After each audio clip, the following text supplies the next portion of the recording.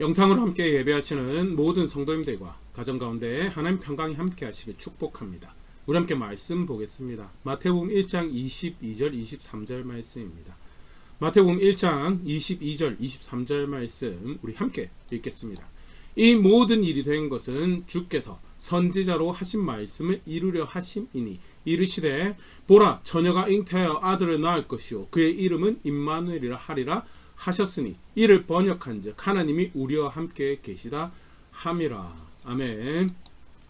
마태가 예수님의 탄생 기사에 대해서 소개하면서 간략하게 설명하는 그 내용 함께 요절을 읽었는데요. 짧고 하지만 분명하게 그렇게 이야기하고 있죠. 이 일은 하나님께서 말씀하신 것이 이루어진 일이다. 주께서 이미 주신 약속이 이루어져서 구원자가 우리에게 이렇게 오시게 된 것이었다. 예수님 탄생기사와 관련해서 예수님 사역과 관련해서 굉장히 중요한 예 중에 하나죠. 말씀대로 오셔서 우리의 구원이 되신 예수님 관계에서 한번 다시 생각해 보도록 하겠습니다. 마태복음 1장에서 마태는 한 세 가지 모습으로 그 부분을 분명하게 확인을 하고 있는데요.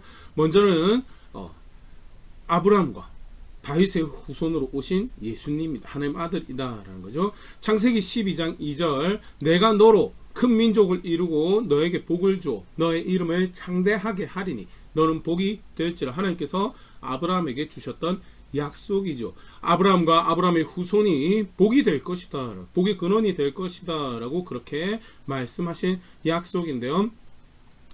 실제 어떻게 복이 될지는 사실 잘 모르죠. 더더군다나 이 다음에 주셨던 말씀이 너를 축복하면 너와 원만한 관계 있으면 복을 받을 것이고 너를 저주하고 너와 적대하면 저주를 받을 것이다 라고 이야기하면서 분명하게 아브라함과 그의 후손이 복이 될 것에 대해서 말씀하셨는데요. 뿐만 아니라 다윗 같은 경우에도 예레미야 23장 5절 말씀입니다. 여호와의 말씀이니라 보라 때가 이르리니 내가 다윗에게 한 의로운 가지를 일으킬 것이라. 그가 왕이 되어 지혜롭게 다스리며 세상에서 정의와 공의를 행할 것이며. 다윗에게서 한 의로운 가지를 이렇게 다윗의 후손을 이야기하는 것이죠. 그가 왕이 되어서 세상에서 정의와 공의를 행할 것이다. 다윗의 후손이 와서 정의와 공의를 통치를 펼쳐낼 거에 대해서 아모스 9장 11절에서도 그날에 내가 다윗의 무너진 장막을 일으키고 그것들의 틈을 막으며 그 허물어진 것을 일으켜서 옛적과 같이 세우고. 아모스 선지자를 통해서 다윗의 무너진 장막, 다윗의 왕권을 다윗의 나라를 이야기하는 거죠. 다윗의 나라를 이렇게 세운다는 거, 결국 다윗의 후손 중에서 왕이 일어날 거에 대해서 옛적과 같은 영광을 누리도록 할 것이다 라고 그렇게 말씀하신 건데요. 아브라함에게 주셨던 복의 근원이 될 거다고, 또 네가 다른 종족들에게 다른 사람들에게 복이 될 거다라고, 그리고 다윗의 후손이 와서 다윗의 나라를 세울 것이다 라고 하는 것이 사실 이루어진 거다라고 마태는 이야기를 한 거고요. 마태복음 1장 1절 아브라함과 다윗의 자손 예수 그리스도의 계보를 아예 대놓고 마태복음 시작부터 그렇게 얘기죠. 이 예수님은 우리에게 오신 하나님의 아들은 아브라함과 다윗의 자손 예수 그리스도다라는. 혹자는 아브라함에게 주신 약속이 유대인들이 노벨상 타고 인류에 공헌한 그런 것들을 의미하는 거, 사실 그건 잘 모르겠고요. 성경에 분명히 이야기하고 있습니다. 오신 구원자가 아브라함의 후손이고 오신 구원자가 다윗의 후손이다라고 그걸 굉장히 강조를 많이 하고 있는 정황도 하나 더 볼 수 있는데요. 마태복음 1장 17절 말씀입니다. 그런즉 모든 대수가 아브라함과 다윗까지 14대요 다윗부터 바벨론으로 사로잡혀갈 때까지 14대요 바벨론으로 사로잡혀간 후부터 그리스도까지 14대로라. 즉 아브라함부터 다윗까지 14대, 다윗부터 바벨론까지 14대, 바벨론을 사로잡혀간 후부터 그리스도까지 14대. 실제로 14대가 아니라고 학자들이 이야기를 합니다. 그러면 이건 뭐냐? 일부러 마태가 숫자를 맞춘 거고요. 사실은 그 당시에는 이제 그런 것들이 가능했다라고 이야기를 하고요. 족보를 기록하려는 책도 아니고 또 그걸 남겨서 어떤 가문에 어떤 그 기록으로 남길 것도 신학적인 목적으로 이야기를 하는 거. 그럼 도대체 14라는 숫자가 뭐냐라고 할 때 학자들이 이야기를 할 때 다윗이라는 숫자가 14를 의미한다고 합니다. 다윗에서 드가 히브리어로는 다비드 이렇게 됩니다. 다비드. 드라는 발음이 나는 자음이 네 번째 글자고요. 위라는 발음이 나오는 그 자음이 여섯 번째 글자. 다시 드 하니까 네 번째죠. 그러니까 4, 6, 4 해서 총 14가 되죠. 사실은 마태가 이야기하고 싶은 것은 이 예수 그리스도가 바로 다윗의 후손에 와서 다윗의 나라를 하나님 나라를 세우겠다는 다윗의 자손이, 다윗의 후손이 바로 이 예수님이다. 분명하게 약속이, 하나님 약속이 이루어져, 하나님 말씀이 이루어져서 우리에게 복의 근원이 임하셨다라는 것을 간접적으로 사실 보여주고 있는, 하나님 말씀이 이루어져서 구원이 그렇게 우리에게 임했다라는 거 보여주고 있죠. 더불어서 오늘 우리가 읽었던 요절 말씀, 처녀가 잉태한 아들을 낳을 것, 사실 그 전에 주셨던 약속이 있죠. 창세기 3장 15절 말씀입니다. 내가 너로 여자와 원수가 되게 하고 너의 후손도 여자의 후손과 원수가 되게 하리니 여자의 후손은 너의 머리를 상하게 할 것이요 너는 그의 발꿈치를 상하게 할 것이니라 하시고, 아담과 하와가 범죄한 후에 뱀에 대해서 심판을 선언하시면서 하셨던 말씀 중에 하나가 여자의 후손이 너의 머리를 상하게 할 것이다. 너의 권력을, 권위를 깨뜨릴 것이다 라고. 도저히 여자의 후손은 뭔가라고 싶은 거지. 사실 이 여자 후손이란 표현이죠. 계속 보겠습니다. 이사야 7장 14절, 그러므로 주께서 친히 징조를 너에게 주실 것이라. 보라, 처녀가 잉태하여 아들을 낳을 것이요 그 이름을 임마누엘이라. 처녀가 잉태하여 아들을 낳는, 또 사실 수수께끼 같은 그런 표현이 등장해. 또 이 일은 어떻게 이루어지고, 이 이름이 임마누엘을, 하나님이 함께 하신다, 구원하시는 하나님이, 그 큰 권위와 능력을 가지고 계신 하나님이 하나님과 함께 한다라는 그런 이름을, 그걸 의미하는 그 존재가 올 거라는데, 아니 이게 어떻게 이루어질 건가, 무슨 비유적인 표현인가 생각되는 그런 말씀이죠. 그런데 실제로 그 일이 벌어지죠. 마태복음 1장 20절 말씀입니다. 이 일을 생각할 때 주의 사자가 현몽하여 이르되, 다윗의 자손 요셉아, 너의 아내 마리아 데려오기를 무서워하지 말라. 그에게 잉태된 자는 성령으로 된 것이라. 하나님께서, 사람으로는 할 수 없는 일을 하나님께서 간섭하셔서 하나님 아들이 약속하신 대로 여자의 후손으로 처녀가 잉태하여서 하나님이 함께 하시는 그 성취로움, 하나님의 아들이 우리 가운데 오시는 그 일이 발생을 했고요. 좀 전처럼 아브라함과 다윗의 후손으로 오신 메시아, 여자의 후손 또는 처녀가 잉태하여 오신 임마누엘의 하나님의 그 약속이 이루어져서 오신 메시아. 더불어서 뭐 사실 또 더 다른 말씀들도 더 있는데요. 또 간단하게 하나 보면 마태복음 2장에 기록되어 있는 말씀이죠. 동방에서 온 박사들이 예루살렘에 가서 유대인의 왕으로 오시니가 어디 계시느냐라고 물을 때 미가서 5장 2절을 인용하여서 바로 이렇게 대답을 해줍니다. 베들레헴 에브라다야, 너는 유다 족속 중에 작을지라도 이스라엘을 다스릴 자가 너에게서 나에게로 나올 것이라. 그의 근본은 상고의 영원에 있느니라. 다윗의 동네에서 근본을 상고의 영원에 둔 통치하는 자가, 다스릴 자가, 왕이 나올 거다라는 것. 예수님 당시에도 베들레헴은 약 1000명 정도밖에 되지 않은 굉장히 작은 마을이었다고 하는데요. 네, 실제로 하나님의 아들이 다윗의 후손으로 다윗의 동네에서 그렇게 태어나셨죠. 그리고 그 당시에 학자들의 입술을 통해서도 하나님의 말씀이, 그런 말씀이 우리에게 있었습니다라고 확인이 되어지는 정황이고요. 겸손한 마음을 가지고 오히려 가까운 데 사람보다도 먼 거리를 온 사람들이지만 겸손한 마음으로 보여주신 은혜에 성실하게 화답한 이들은 가서 그 왕을 영접할 수 있는 은혜를 누렸던 정황, 마태복음 2장에서 우리가 함께 살펴봤었는데요. 간단하게 세 가지 장면, 마태가 분명히 무엇을 이야기하고 있는가? 하나님의 약속이 이루어져서 우리에게 오신 구원자다. 마태의 기록에만 뿐만 아니고 누가의 기록은 사실 많은 부분에서 마태와 이렇게 또 교차하는 부분들이 있죠. 요한복음에 아예 대놓고 이렇게 이야기를 하면 요한복음 1장 14절, 말씀이 육신이 되어 우리 가운데 거하심에 우리가 그의 영광을 보니 아버지의 독생자의 영광이요 은혜와 진리가 충만하더라. 하나님의 말씀이 육신이 되어 우리 가운데 거하심에, 말 그대로 학자들이 정말 정교하게 잘 표현한 표현들이라고 그렇게 이야기를 하는데요. 하나님 말씀이 성취가 되어서 만져지고 느껴지는 그 모습으로 우리에게 임하셔서 우리에게 구원이 임했고, 하나님의 아들은 예수님 바로 그런 존재다라는 것에 대해서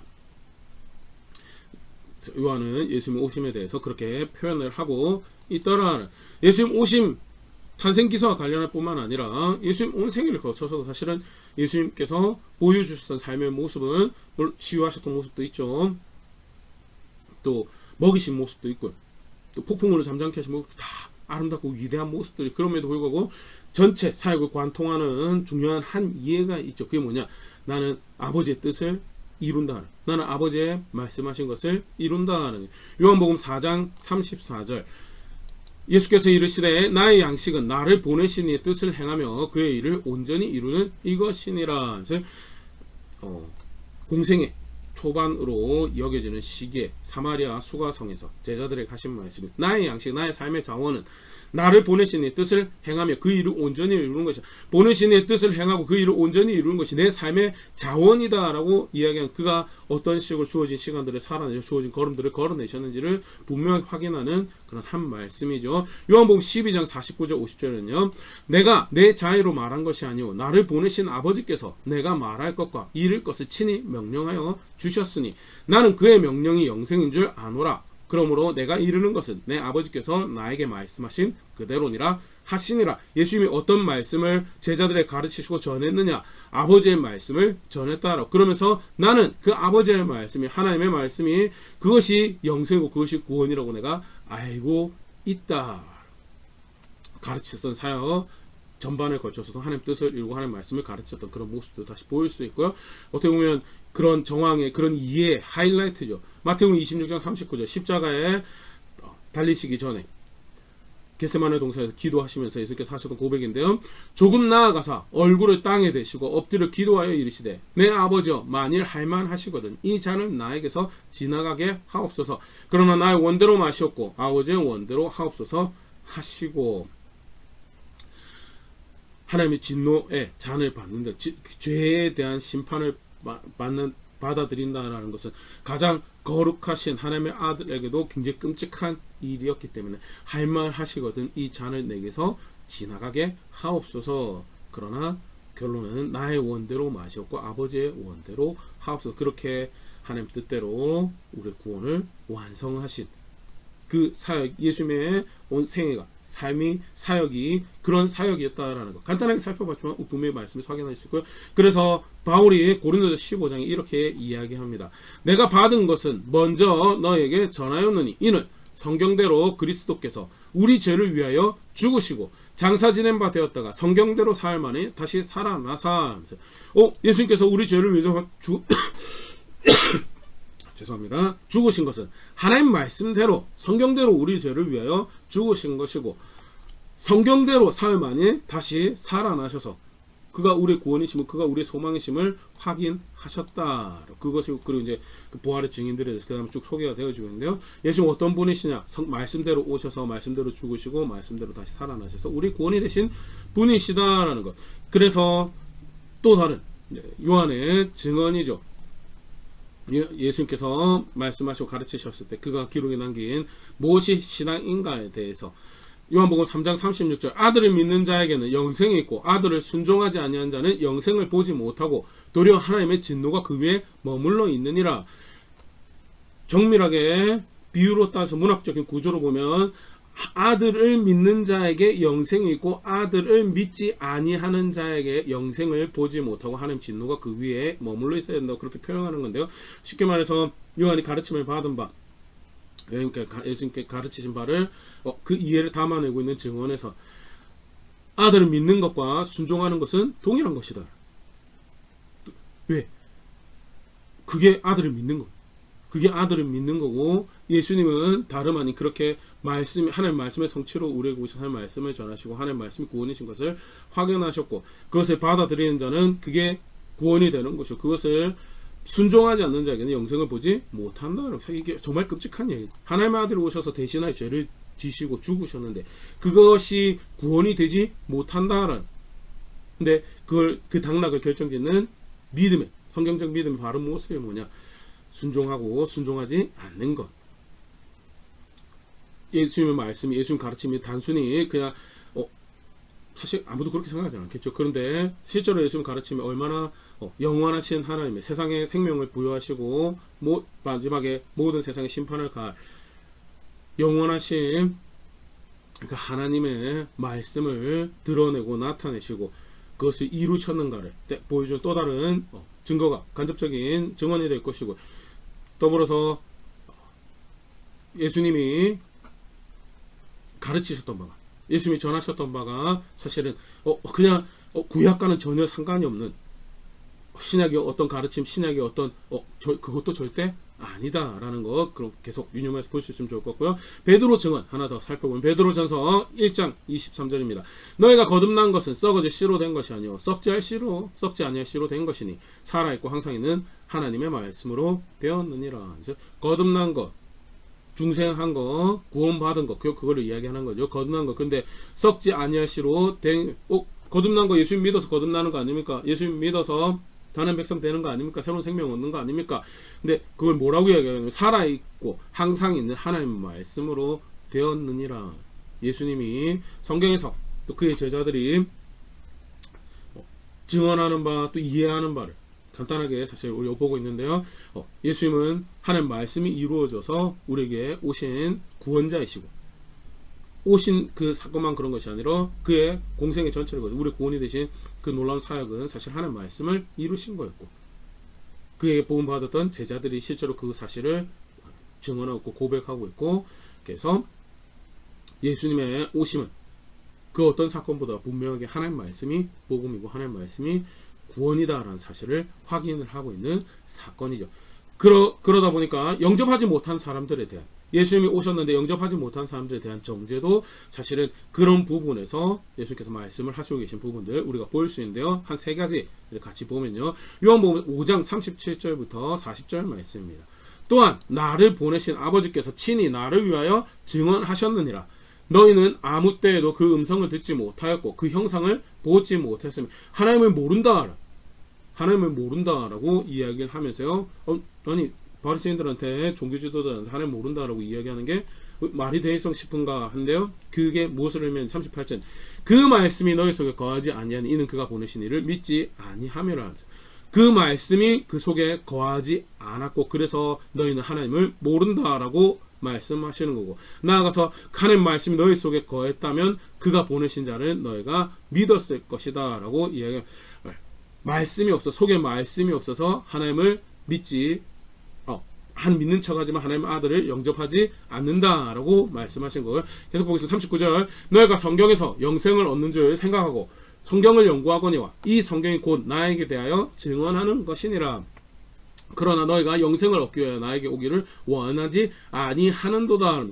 구원을 얻기 위하여 하나님 말씀을 들여다보는 정말 대단합니다. 그런데 그럼에도 불구하고 그 말씀을 존중하는 것이 그 말씀을 삶의 기준으로 받아들여서 그 말씀에 의해서 규정되어주고 정죄당하고 회개하고 돌이키고 부지런히 사실 그런 삶을 쌓아가는 게 사실은 말씀이 그 속에 있는 거죠. 근데 그러지 않았다. 그래서 궁극적으로 성경을 연구하면서도 예수님께로 가지 않았다. 지식은 있어요. 근데 말씀을 존중하진 않아요.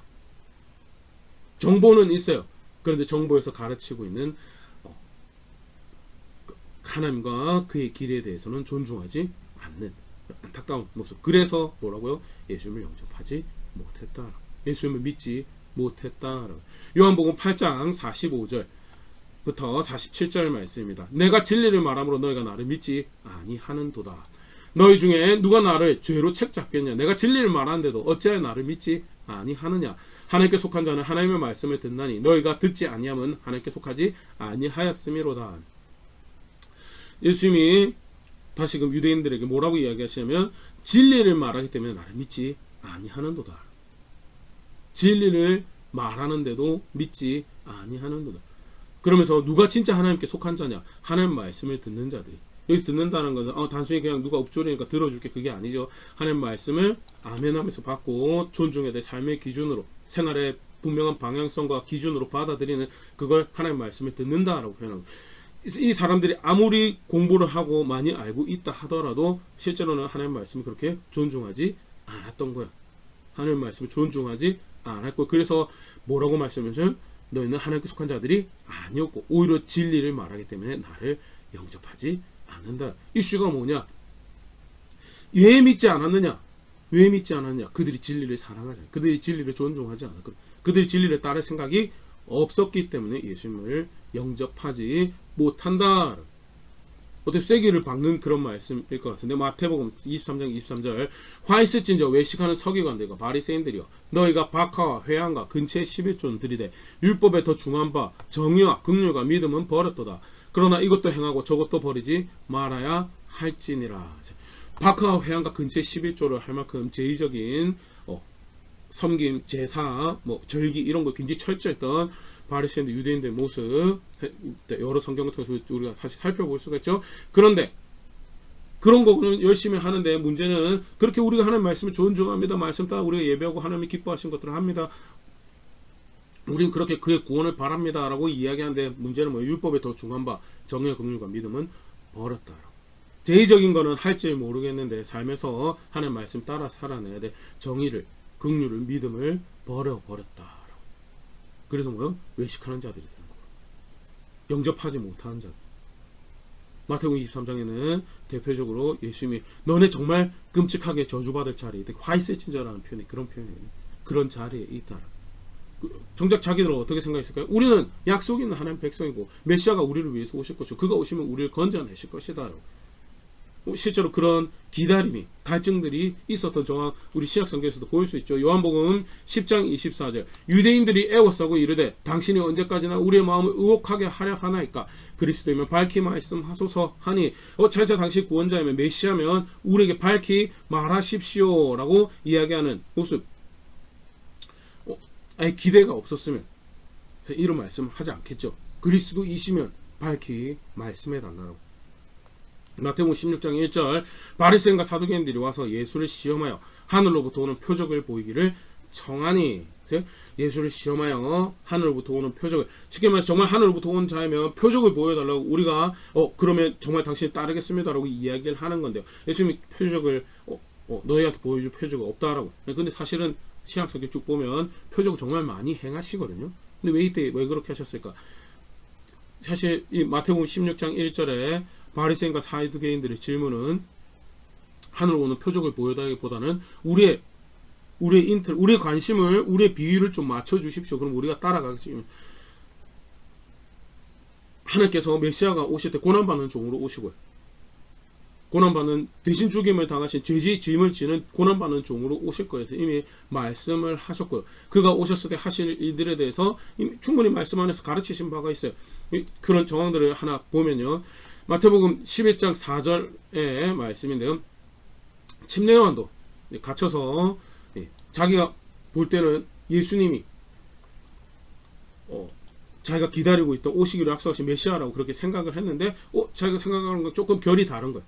정말 당신이 오시기로 약속한 그이십니까? 아니면 우리가 다른 일을 기다려야 하겠습니까? 라고 질문을 할 때 예수님께서 요한에게 주셨던 답변이죠. 예수께서 대답하여 이르시되 너희가 가서 듣고 보는 것을 요한에게 알리되 맹인이 보며 못 걷는 사람이 걸으며 나병 환자가 깨끗함을 받으며 못 듣는 자가 들으며 죽은 자가 살아나며 가난한 자에게 복음이 전파된다 하라. 이사야 선지자를 통해서 말씀하신 것이 지금 이루어지고 있다라는, 내가 바로 그 메시아다라는 것을 이렇게 말씀을 실제로 그렇게 하늘로부터 오신 표적들을 많이 행하셨어요. 아까도 얘기했지만 왜 그 바리새인과 사두개인들이 표적을 보여달라고 할 때 왜 안 보여주는가? 비를 맞춰달라는 거예요. 분명히 하나님 말씀이 이루어져서 하나님께서 보내신 구원자다라고 하는 건데 그거 말고 정치적으로, 경제적으로, 군사적으로 우리가 좀 더 나은 삶을 살아가는 거, 우리는 그거 기대하는, 우리 유대인의 나라가, 이스라엘이 그런 거를 좀 더 나은 삶을 살아갈 수 있는 그런 도움을 구하는 그런 하나님 나라가, 그럴싸하게 성경에 그 말씀도 인용을 할 수가 있죠. 광야가 초장이 된다거나 물이 흘러가지 않는 곳에 강이 생긴다거나 뭐 그런 말씀들 인용하면서 바로 하나님께서 약속하신 얼마나 풍족함이 있으니까 메시아면 진짜 그런 거 해주십시오라고. 그런데 사실은 예수님께서 오신 목적은 풍족한 이 땅의 삶을 위해서 오신 것이 아니었죠. 정치적으로 자신들의 문제가 해결되고 경제적으로 자신들의 문제가 해결되고 군사적으로 자신들의 문제가 해결되는 그 일로 인해서 오시지, 사람의 궁극적인 필요한 죄의 문제를 해결하기 위해서 오셨고, 그 길은 다름 아닌 하나님이 말씀하신 것이 기준이 되고 생명이 되고, 그래서 열심히 그걸 쫓아가는데 사실 그걸 못 살죠. 못 삽니다. 그런데 그 가운데 그래서 우리에게 허락하신 대속의 권신 예수님 발견하고, 정말 이 거룩한 것이 생명을 쫓는 길이고, 이 거룩한 것이 삶을 영위하는 방식이고, 이 거룩한 것이 너와 나와 우리의 유익이 되는구나 라는 것을 실제로 걸어갈 수 있도록 그렇게 도우시고 그 은혜 가운데 살아가는 그 일을 위해서 예수님께서 오셨고요. 그렇게 하나님 백성 삼는 놀라운 은혜 베풀기 위해서 오셨는데 내가 원하는 바 이루어 달라고. 그럼 내가 믿어줄게라. 내가 원하는 바 함은 내가 당신을 받아들이겠노라고.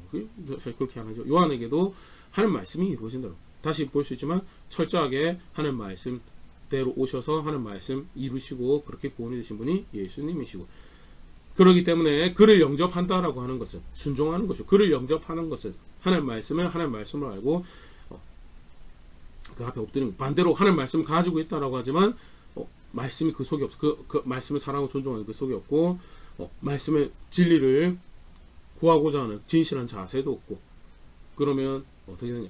궁극적으로 쐐기죠. 버리고 싶은 말씀 버리는. 그걸 어떻게 살아?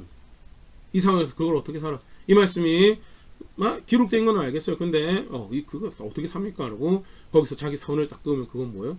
그 속에 말씀이 없는 거예요.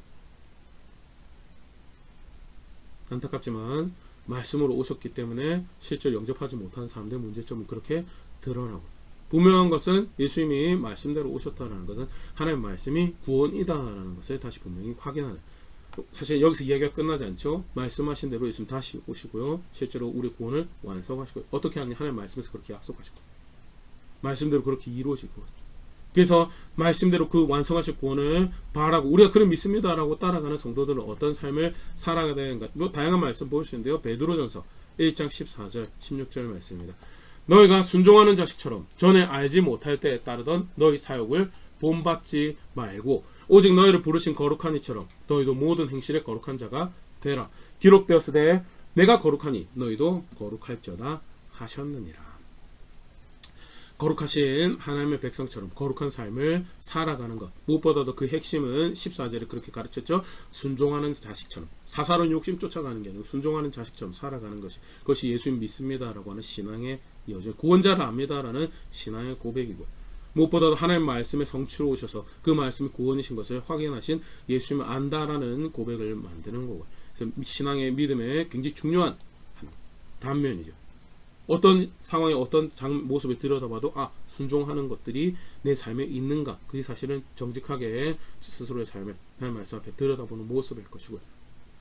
정말 예수님을 안다면 그가 가르친 말씀, 그가 그의 제자들을 통해서, 사도들 통해서 전해주신 하나님 말씀이 어떻게 해서 내 삶에 이루어져야 될 것인데, 그런 고민과 그런 열심 가운데 걸음걸음 만들어가는 게, 그게 성경에서 가르치고 있는 예수님을 아는 신앙이고요. 다름 아닌 예수님의 탄생기사가 말씀대로, 그분이 말씀대로 오셨고 말씀대로 구원이 되셨다는 그 탄생기사, 그 사실 분명히 확인하고 있다는 거 간단하게 살펴봤는데요.